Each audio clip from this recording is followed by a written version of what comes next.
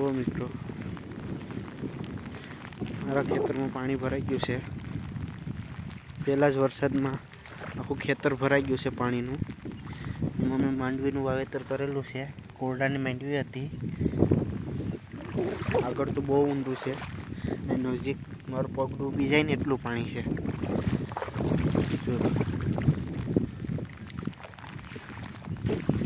હાલો તમને હું આગળ લઈ જાઉં કેટલું પાણી છે એ.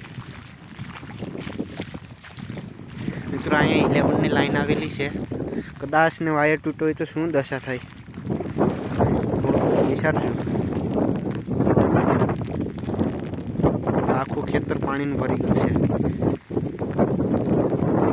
રામપરા ગામ છે. ફીટર થયું છે, જોઈએ આપણે.